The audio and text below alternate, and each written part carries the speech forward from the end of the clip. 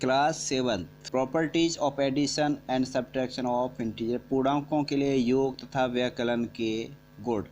पहला आता है क्लोजर अंडर एडिशन, यानी योग के लिए समवर्त का नियम। If a and b are b two integers then a plus b b a integer, यानी ए और बी दो कोई पूर्णांक हैं तो उनका योग भी एक पूर्णांक संख्या होगी। एग्जाम्पल से मैंने समझाया हुआ है।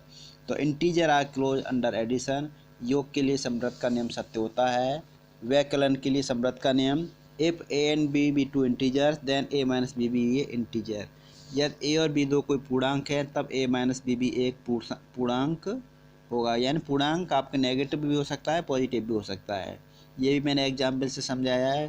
तो integers are close under subtraction, व्यकलन के लिए समवर्त का नियम भी सत्य है। इसके बाद कॉम्यूटेटिव प्रॉपर्टी आती है जिसको हम कहते हैं क्रम विनिमय का नियम।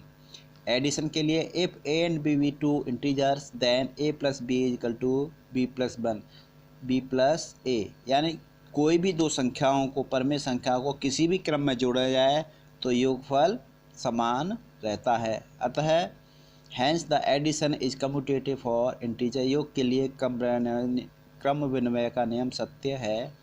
दूसरा आता है सब्ट्रैक्शन व्यकलन, if a and b are two integers then a minus b not is equal to b minus a, यदि ए और बी दो कोई पूर्णांक हैं तब ए माइनस बी बराबर नहीं होगा बी माइनस ए के लिए। Hence the subtraction is not commutative for integer, अर्थात व्यकलन के लिए क्रम विनिमय का नियम सत्य नहीं होता है। यानी दो संख्या को किसी भी क्रम में घटाएं तो कैसा है, उनका जो आंसर है बराबर नहीं आते हैं, इसीलिए इसमें सब्ट्रैक्शन में कम्यूटेटिव प्रॉपर्टी लागू नहीं होती है। चौथी है आपकी एसोसिएट प्रॉपर्टी, साहचारता या सहचारता का नियम।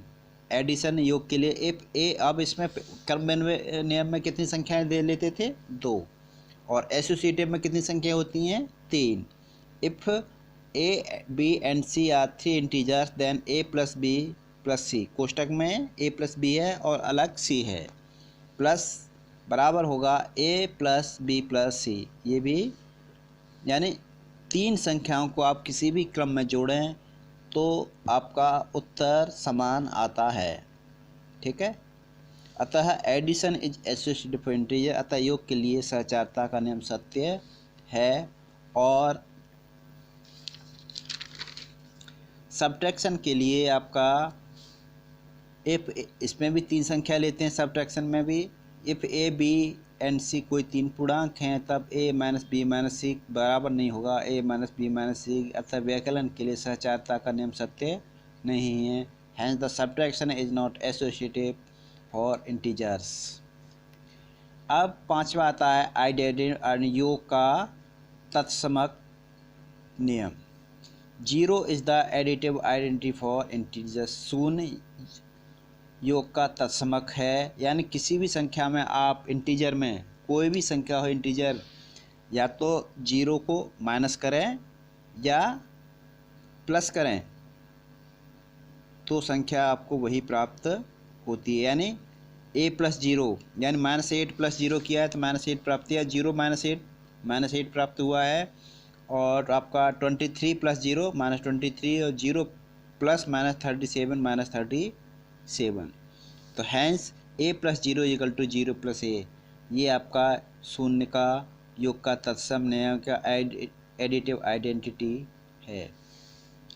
ट्राई दीज क्वेश्चन, आप किताब से सॉल्व हल करना है, किताब से संख्या लिखनी है उसकी। पहले के लिए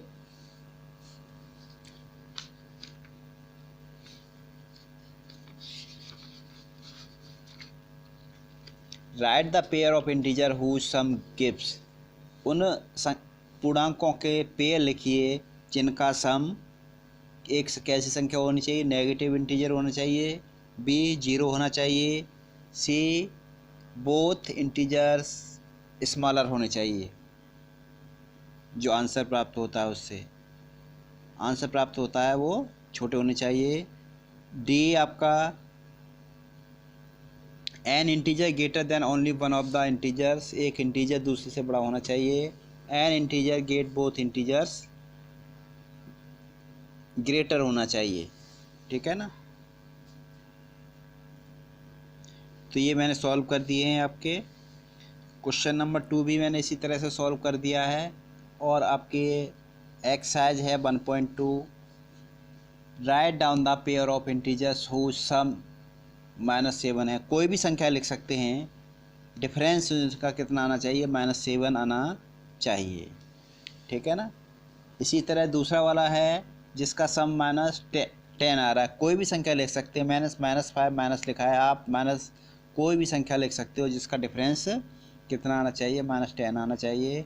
सम और 0 आए, कोई भी संख्या आप लिख सकते हो, ऐसी संख्या लिखेंगे जिनका सम 0 आना चाहिए, ठीक है ना।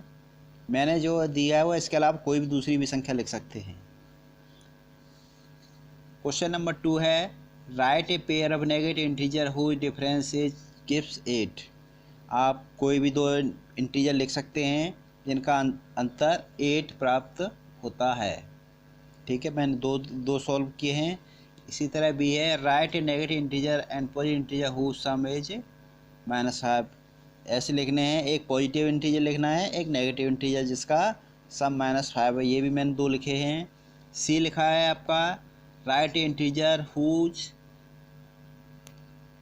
Negative and positive integer whose difference is -3। इसके लिए एक ही होगा, -1 एंड -2। नेगेटिव, क्योंकि दोनों नेगेटिव इंटीजर हैं तब इनका सम -3 होगा। अब चौथा है इन ए क्विज, एक प्रश्नोत्तरी में टीम ए का स्कोर -40 10-0 है और टीम बी का स्कोर 10-0 और -40 है। इन दी सक्सेसिव राउंड, 3 राउंड का ये क्विज हुआ है। विच टीम स्कोर मोर, किस टीम ने स्कोर अच्छा किया है। Can we say that we can add integer in a, और हम क्या कह सकते हैं कि इन पूर्णांकों को किसी भी क्रम में जोड़ा जा सकता है। तो टीम ए का स्कोर होगा, जोड़ेंगे तो क्या होगा आपका -13। बी का स्कोर भी आपको जोड़ेंगे तो -30, यानी दोनों टीमों का स्कोर कैसा है, समान, ठीक है ना। तो मोर कोई ज़्यादा नहीं है इसमें, दोनों टीमों का स्कोर कैसा है, समान है।